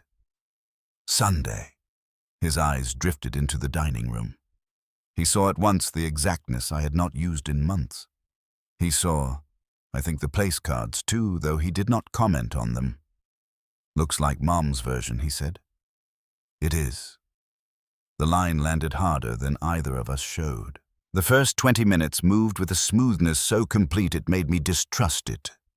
Coats off, pie in the kitchen, Lucy washing her hands, Daniel talking about college football, Maggie complimenting the roast smell. I carved while they settled. I watched Daniel's hands. He did not touch the tea. Not yet. Then Maggie called from the dining room that Lucy had forgotten her cardigan in the truck and Daniel stepped out to get it. Lucy came to the kitchen doorway and said, barely moving her lips, "He does it when he thinks nobody's looking." "I know," I whispered. Her eyes widened. Not in relief. In the startled grief of a child, realizing the burden she carried has finally become visible. "Go sit down," I said. She did. When Daniel came back in cardigan over one arm, he smiled at me as if nothing in the house had shifted. We moved toward the table. "I'll pour," he said, reaching for the tea pitcher. I had known he would. The certainty chilled me more than surprise would have. It was habit now. Role. A thing he believed belonged to him. "I already made water," I said. He barely paused. "Tea's fine." "For some." He smiled again. "Dad." Then Maggie from behind him said lightly, "Daniel, let me get the bread," and turned toward the pantry. I do not know what made me watch her so closely. Perhaps because once you see one person's system, you begin noticing the others inside it. She opened the pantry, reached toward the shelf with the baking packets, then froze for a fraction of a second too long. The basket had been moved. She recovered immediately. Bread came out, door shut. But I had seen that tiny confusion the way a woman looks when a room no longer answers to the order she expected. Good, I thought. Let the house stop agreeing so easily. We sat. Daniel poured Lucy's water, Maggie's wine, his own tea. Then he lifted my glass and said, "Lemon." There it was. "Ask first," Eleanor had said. "No," I said. He gave the faintest shrug, set the lemon down and carried my glass toward the kitchen instead of pouring from the pitcher on the table. I felt the blood move in my body. He was not serving me from the table. He was taking my glass to the kitchen. The room remained outwardly ordinary. Maggie adjusting her napkin, Lucy staring at her plate. The roast steaming in the center, the house holding its breath without any visible strain. "I forgot the horseradish," I said, and rose before Daniel could stop me. "Dad, I've got it. I know where it is." I went through the dining room doorway into the kitchen without hurry and stopped just short of the pantry. Daniel had his back to me. He stood at the counter between sink and refrigerator, my glass in his left hand. With his right, he reached into the pantry, into the basket that no longer sat where he expected, hesitated, found the right one lower down, and took out a slim yellow packet. For one heartbeat, he remained perfectly calm. That was the worst of it. No furtive glance, no shaking hand, no villain's panic. Just the practiced economy of a man preparing something he believed he had every right to prepare. He tore the packet, tipped it into my tea stirred once with Eleanor's long iced drink spoon, and turned slightly toward the sink. Then he saw me. We looked at one another across the kitchen. He did not drop the spoon, did not start, did not look ashamed. He set the packet down on the counter beside the sink as if I had caught him adding sugar to coffee. "I thought you liked it that way," he said. The calmness of it almost broke my mind, because with that one line he tried to do everything at once. Normalize, reframe, reduce. Turn the packet into preference and my witness into confusion. I did not answer. My right hand went into my shirt pocket and found Eleanor's grocery pencil. I took it out, reached for the index card I had left near the phone, and wrote the time. 5:41 p.m. Then I looked back up at my son, who still stood there in my kitchen as if he had not just crossed the final line that keeps a family argument from becoming something else entirely. He stood there with my glass in his hand and the yellow packet torn open on the counter between us. For one strange second, the room did not feel real. The sink light threw a hard, clean glare on the spoon, the packet, the glass, and Daniel's face, and because nothing in him looked wild or ashamed or even especially startled, the moment seemed almost impossible to occupy. If he had flinched, I might have felt anger more simply. If he had shouted, I might have known what part to play, but he only stood there composed with my tea in one hand, and that patient expression still clinging to him like skin. "I thought you liked it that way," he said. Behind us from the dining room, I could hear Maggie asking Lucy to pass the bread. I looked at the packet on the counter, lemon-flavored, same as the empty carton in the pantry, same as the line on the pharmacy printout. Daniel followed my eyes, then set the glass down beside the sink with such care it made me understand all over again what kind of danger he was. "Dad," he said, still in that controlled voice, "this is exactly the kind of misunderstanding I've been trying to avoid." I took the packet in my left hand and folded it once. A misunderstanding? Yes. What is it? He gave a small, weary breath, the breath of a man required to explain simple things to someone more difficult than he expected. "It's a sleep aid. Over the counter. You've been sleeping badly. You told Maggie 2 weeks ago you were up at 3 in the morning 3 nights running. That means you put it in my tea. I put a small amount in your tea on nights when you were already wound up and not sleeping. It's not a narcotic. It's no different than what half the country buys at Walgreens." His tone mattered more than the words. No apology, no guilt, only scale. Small amount, over the counter, no different. He was reducing the act while I was still standing inside it. "You did not ask me." For the first time that evening, something hard and impatient came into his face. "Because if I asked you, you would say no." There it was. Not the whole truth. The bone of it. I slipped Eleanor's grocery pencil back into my shirt pocket and kept my hand there. The card with the time on it lay by the phone. The kitchen smelled of roast tea and the sharp little powder citrus scent now rising from the torn packet. From the dining room, Maggie called, "Everything all right?"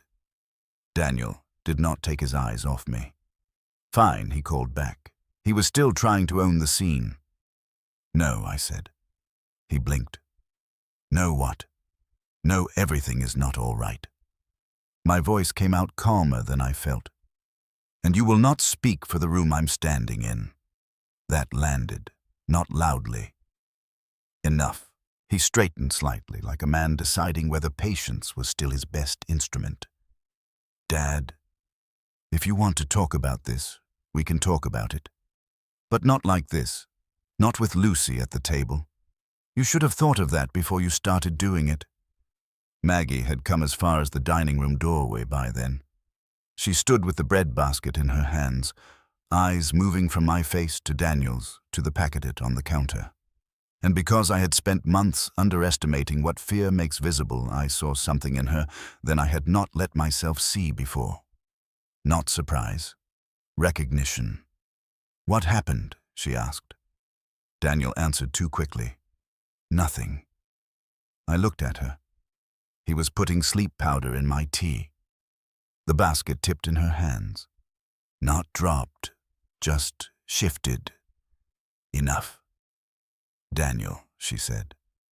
He turned on her, still controlled, still, low, "Don't." That one syllable carried more naked authority than anything he had said to me in weeks. Maggie went still. Lucy's chair scraped softly in the dining room. I looked past them toward the table. The roast still steamed. The gravy boat sat where I had placed it right of center, its repaired crack catching the light. The whole meal held suspended like a photograph no longer honest enough to keep. "All of you," I said, "back to the table." Nobody moved at first. Then I picked up the glass Daniel had prepared, carried it into the dining room, and set it down at my place. "Sit down." I did not raise my voice. I did not need to. Something in it had changed, and all three of them heard it. Maggie set the bread down and took her chair. Lucy sat slowly, eyes wide and dark hands in her lap. Daniel came last. He did not hurry. He brought with him the composure of a man who still believed this might be contained if handled well enough. I remained standing. The room looked almost absurdly beautiful. Evening had gone fully dark outside, and the lamp in the front hall threw warm light across the tablecloth. Eleanor's blue bowl held the potatoes like something from a better family's supper. The gravy boat sat between my son and me like a witness too old to flatter either of us. I reached into my pocket and laid the folded yellow packet on the table. Then Daniel's typed memo. Then the pharmacy printout. Then Dr. Ruiz's note. Then Maggie's yellow legal page. I put each one down flat, not dramatically, simply in order. By the time I finished, the place where dessert might have gone held a small paper architecture of their betrayal. Lucy looked at the papers, then at me. Daniel did not. He looked only at me, and now the careful voice returned in full. "Dad," he said, "I understand how this looks." I almost smiled. "No. You understand how you want it to look. Then let me explain. You have been explaining me for months." Maggie made a small sound like someone touching a hot pan. Daniel's jaw tightened once. I sat down at the head of the table and folded my hands. "No one leaves," I said. "No one interrupts me. And Lucy is not going to be made responsible for any part of this conversation, so if either of you so much as glance at her when I speak, I will know why." That was for Maggie as much as Daniel. She dropped her eyes at once. I took up the typed page. "You made this." Daniel said nothing. "You made this," I repeated, "or you dictated enough of it that I cannot tell the difference." He leaned back, one hand flat on the table, the portrait of a man trying not to worsen an elderly parent's agitation. I knew the pose now. It angered me less than it had 2 weeks earlier. Anger can be a luxury. Clarity has work to do. "You wrote down the side gate as if I left it open from confusion. The latch sticks in wet weather. You know it sticks. You have sworn at it yourself. You wrote down the roast as if I forgot the oven." Maggie interrupted me in the middle of it, asking where the carving knife was. "You wrote down my talking to Claire, as if one repeated question proves decline. Then you added—" I looked at the page, became defensive when corrected. I looked up at him. That line interests me, because it tells me this page is not observation, it is strategy. "Dad." "No." My voice was not loud. It cut anyway. "You do not get to dad your way through this." His nostrils flared once. I lifted the pharmacy printout. This was purchased twice under my account. Lemon-flavored nighttime powder, the same kind you just put into my tea in my kitchen, without asking me. On nights when paperwork comes out. Daniel sat very still. "It's over the counter," he said. "You're acting as if I injected you with something." Maggie flinched almost invisibly at his tone. I turned to her. "Did you know?" She opened her mouth, closed it, looked at Daniel, then, remembering my warning, looked back down. "Maggie." "He said it would help you rest," she whispered. "Answer correctly." She swallowed. "Yes." The word dropped into the room with less noise than a fork and did more damage. Lucy did not move. I took up Dr. Ruiz's note. My physician assessed me alone. She found no sign that I am presenting the way you have been describing. She also found your story of my decline inconsistent with what she sees when you are not in the room. Daniel's face changed then, not by much, but enough that I knew this part had not been accounted for to his satisfaction. "She has 15 minutes with you at a time," he said. "We live with the day-to-day reality." "No," I said. "You live with the day-to-day opportunity." Maggie whispered, "Walter." I looked at her. "Do not soothe this." She fell silent. I picked up the yellow legal page. "This is your handwriting." Maggie nodded faintly. "You prepared questions for my doctor without telling me. When is it no longer safe for him to manage meds alone? How do families intervene without confrontation?"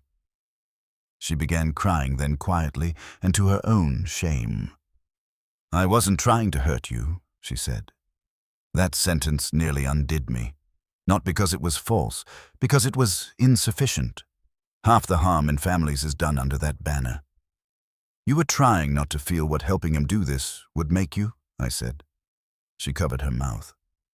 Daniel's chair creaked as he leaned forward. "Enough." There it was at last.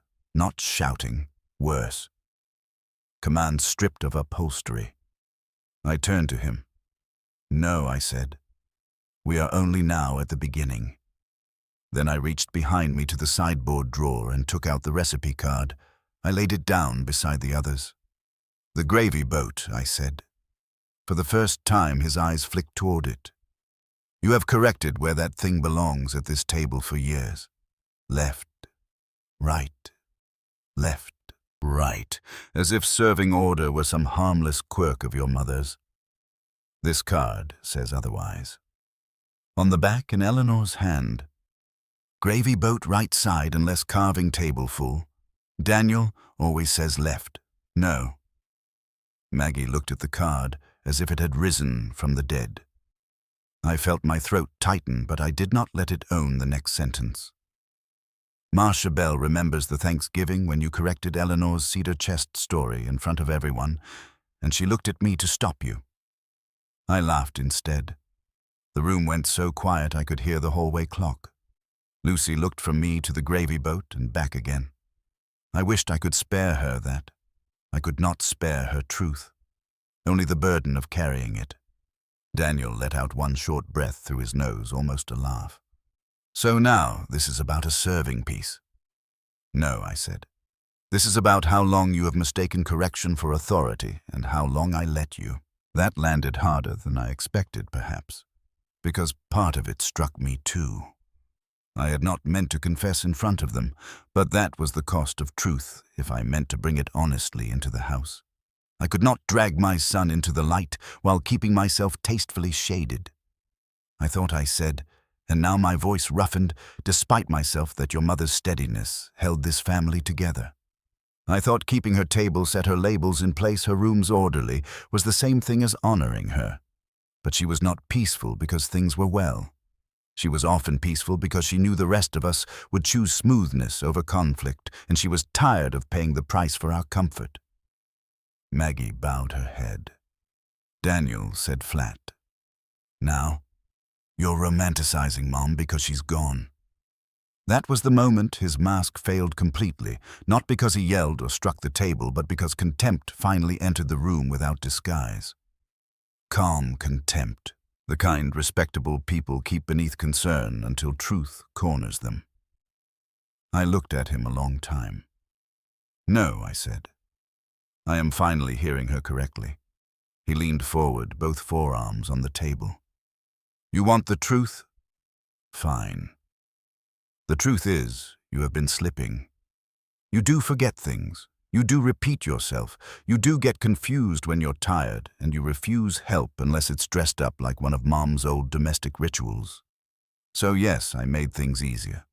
I got ahead of it. I kept notes because someone had to. I asked questions because someone had to. And if I put a little sleep aid in your tea a few times so we could get through difficult conversations without one of your wounded pride episodes blowing up the whole evening, then maybe that's not ideal, but it also isn't the crime of the century. There are speeches and there are revelations. That was both. Not because it told me anything entirely new, but because it removed the last veil from his moral logic. He had never thought of himself as a villain.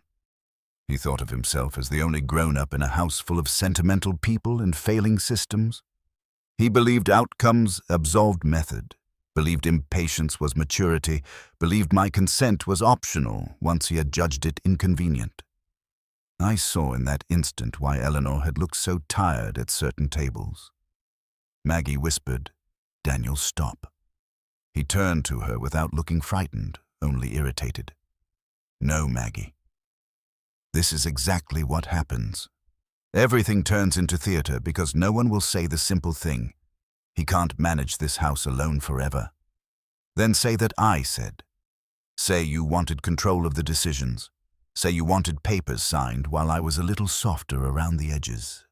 Say you wanted me manageable." His eyes came back to mine. He did not answer. He did not have to. The silence did it for him. Lucy made a small sound. Then not a sob, just a child's involuntary breath when an adult truth becomes too large to hold politely. Maggie reached for her without thinking. Lucy recoiled. That hurt Maggie more visibly than anything else had. I said gently but clearly, "Lucy, go sit in the living room. You are not in trouble." She looked at me, hesitated, then went. I heard the small retreat of her steps onto the rug. Only when she was out of the room did I let the next part of myself stand up. I rose from my chair. Daniel stayed seated, but I saw the shift in him. This was the moment he had not really believed would come. Not my anger, my refusal to remain seated in my own house while he explained its reality to me. "You will listen now," I said. "Both of you." My hands were steady. I noticed that because it mattered to me. You brought concern into this house and turned it into process. You made lists. You rehearsed phrases. You pasted over my wife's labels with neutral words so the house would stop answering in her language and start answering in yours. You put something in my drink without asking me because asking would have acknowledged I was still the authority over my own mouth. You prepared for doctors without telling me. You gathered examples of my supposed decline, then fed me things that would make me tired on the exact evenings you wanted papers discussed. And you did it all in a tone designed to make resistance sound embarrassing. Daniel began. "That is not. It is exactly that." He fell silent. I reached down, took my untouched glass of tea from the table and held it up between us. "This," I said, "is the whole thing in one object. A son pours a drink his father did not ask him to pour, changes it without asking, carries it to the table, and later points to the man's fogginess as proof the family must begin managing him. And he calls it help." I set the glass down beside the papers. "You did not need me dead, Daniel. You only needed me easier." Something in his face cracked at that. Not remorse. Exposure. A very particular expression, a man hearing the private efficiency of his own logic spoken aloud in words plain enough to survive outside him. Maggie began crying in earnest, then one hand pressed hard over her mouth, the other wrapped around her own forearm as though holding herself in place. "I didn't know it had become this," she said. I looked at her a long time. "You bought the labels." She shut her eyes. "Yes. You helped turn Eleanor's house into a filing system." Her shoulders folded inward. "Yes. You let him tell himself he was taking care of me while the two of you were translating me into someone easier to move." At that, she looked up, tears on her face, and for the first time all evening there was no smoothing in her expression, only naked shame. "I was afraid," she said. "Of what?" "Of scenes, of things getting impossible, of having to choose between him and—" She swallowed. "And what was happening? I kept thinking if we could make it gentler, it would be kinder." "Gentler for whom?" She did not answer. That was answer enough. I walked to the doorway and looked into the living room. Lucy sat on the rug with her knees drawn up, staring at nothing. I did not call her back. I wanted one generation in that house, spared at least the mechanics of the rest. When I turned back, Daniel had risen. "All right," he said. "What do you want?" Not, "What do you mean?" Not, "I'm sorry." Not, "I was wrong." "What do you want?" That more than anything told me the man I had left at my table all these years was gone from this room if he had ever fully been there. We were now in the phase where consequences were to be negotiated. "I want you out of my house tonight," I said. Maggie drew in a breath. Daniel's jaw set. "Dad, no." I pointed not at the door but at the papers. "Tomorrow morning I meet with my attorney. This week I change every document you have been circling. Power of attorney, emergency contacts, Account access, prescription, pickup authorization, all of it. Dr. Ruiz has already documented that I am competent. The pharmacy has records. Marcia Bell is willing to attest to the household changes and Eleanor's own concerns. I have photographs of the labels. I have your memo. And if I need more than that, the packet you put in my tea 10 minutes ago is still in my kitchen. For the first time, he looked uncertain. Just a little. Enough. You're overreacting. I almost laughed. No, I'm reacting at last. He took one step toward me. Maggie said his name sharply. It was the first sharp thing she had said all evening. He stopped. And I realized then that his greatest power had never been over my body or my paperwork. It had been over the room, over whether people accepted his phrasing, his scale, his calm. Once that was gone, once his calm no longer meant competence but concealment, he became a much smaller man inside my house. He knew that too. "You'll regret making this ugly," he said quietly. I held his gaze. "It was ugly while you were calling it careful." That was the end of the confrontation, though not the end of its cost. Maggie went to the living room and brought Lucy back only long enough to gather her sweater and school bag. Lucy would not look at her father. She came straight to me and hugged me hard around the ribs the way she had at 12 when she still believed adults could be saved by pressing against them. "I'm sorry," she whispered. I put my hand on the back of her head. "You have nothing to be sorry for." Daniel stood by the front door with his coat over one arm. He had recovered some of his composure, but it had changed species. It was no longer the mildness of a helpful son. It was the tight, efficient control of a man calculating what had been lost and what might still be contested. At the threshold, he said Mom would hate this. There are sentences designed to reach for the oldest weakness in a person. Once he would have had me with that one. Once I would have bent myself around it until I could no longer tell whether I was being decent or cowardly. Not that night. "No," I said. "Your mother hated it when people called distortion peace." He looked at me a second longer, then left. Maggie paused on the porch with her hand on Lucy's shoulder. "I am sorry," she said again. I believed she was.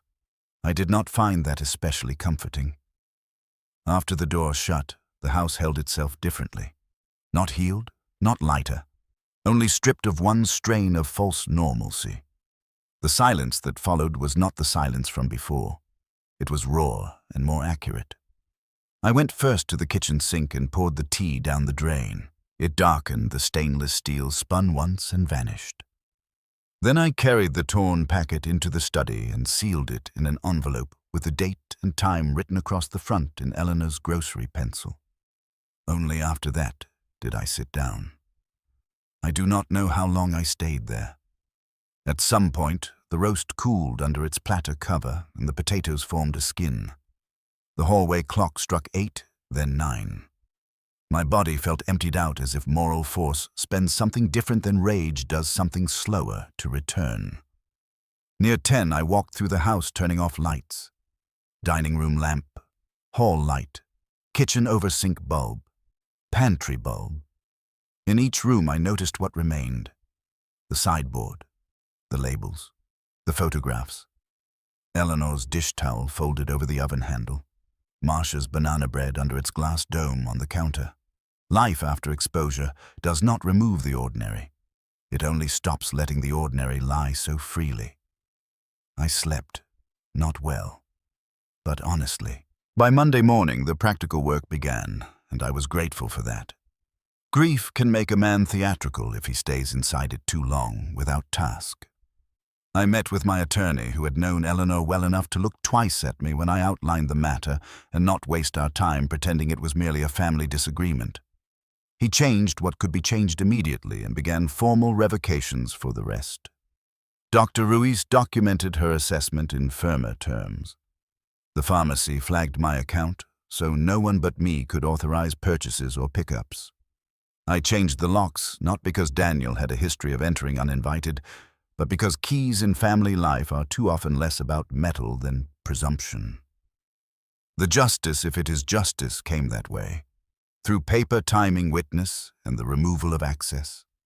Not a courtroom, not handcuffs, not a confession shouted in rain, just the orderly dismantling of a system that had dressed itself in care.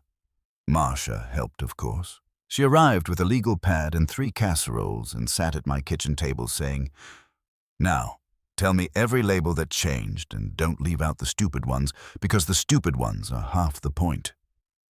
Claire flew in from California 2 days later, furious in the efficient, quiet way my daughter gets when outrage has clear coordinates. I told her enough and no more. She wanted to call Daniel names adults should not say in their father's dining room. I asked her not to protect him, to protect the house from learning a new vocabulary of ruin. Lucy called twice that week from Marcia's porch phone. The first time she only asked whether I had eaten. The second time she asked whether the gravy boat was still out. "Yes," I said. "Good. Why?" "Because it means the right table won." Children see structure more cleanly than adults when adults have been explaining themselves too long.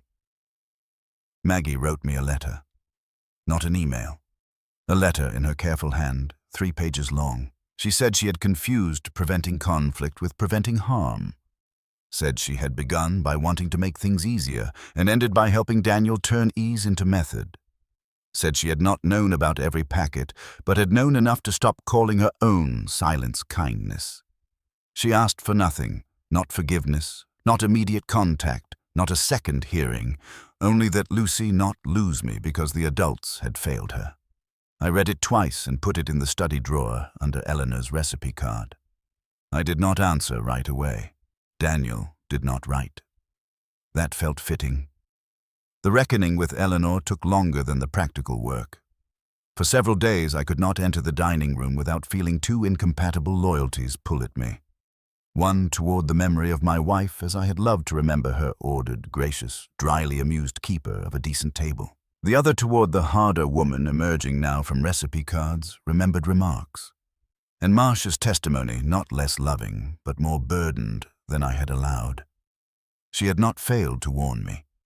I had failed to hear warnings that arrived in domestic language instead of crisis. That realization cost me something I could not name for a while. Not the marriage, the myth. And in losing the myth, I found the marriage again rougher and truer. One afternoon, about 10 days after the dinner, I stood at the sideboard with the gravy boat in my hands and remembered the exact expression Eleanor had worn that Thanksgiving when Daniel corrected the cedar chest story. Not anger. Fatigue sharpened into disappointment. Not at him. At me. Because she had already seen what he was turning into under cover of intelligence, and I had chosen in that small social moment to protect ease. "I'm sorry," I said aloud into the empty dining room. The house did not answer. Houses are merciful that way. They let you speak into them without demanding theater back. But the room did feel different after I said it. Less curated, more inhabited. I removed the remaining white labels myself, not all at once. That would have made me sentimental, and Eleanor disliked sentimentality nearly as much as margarine. I started in the pantry, peeled back the machine tape, warmed the adhesive with a hairdryer, lifted what I could without tearing the blue cards beneath. Some survived whole. Some came up ragged. A few I had to rewrite from memory on fresh index slips in my own hand. That was harder than I expected, because my handwriting is not Eleanor's. My categories are not Eleanor's. When I wrote table things and company only, and T/Sunday on new cards, it did not restore the old order. It acknowledged what had been damaged and what still had to be kept. I think she would have respected that. I left one white label in the study drawer, not as a relic, as a warning. 3 weeks later, on a Sunday, Lucy came to lunch under a new arrangement Claire helped broker and formalize. Maggie brought her waited in the car and did not come in. Through the front window, I could see her hands on the steering wheel, still as if holding herself away from the house were a labor. Lucy stepped in carefully, looking around as though the rooms might still take instructions from old tensions. "They don't anymore," I said. She looked at me. The rooms. A small smile touched her face. Okay. I had not set the full table. Only 2 placemats, one at the head where I usually sat, one to my left. Tomato soup on the stove, bread warming in the oven, butter already softened, plain water in a pitcher. Not tea. The dining room did not feel recovered. Recovery is too cheerful a word for a house that has hosted moral injury. It felt reclaimed in the stricter sense, returned to honest use. Lucy put her backpack by the stairs and came into the kitchen. You moved the basket back.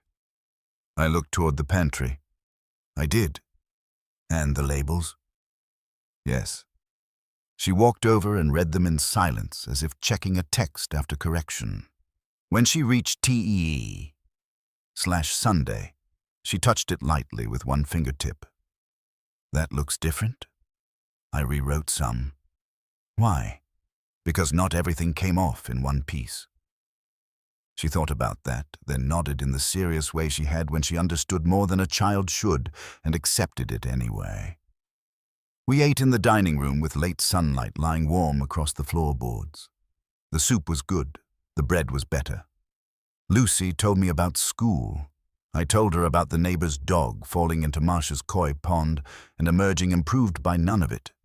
We let silence come and go without forcing talk over it. Halfway through the meal, she looked toward the sideboard. Are you going to use it again?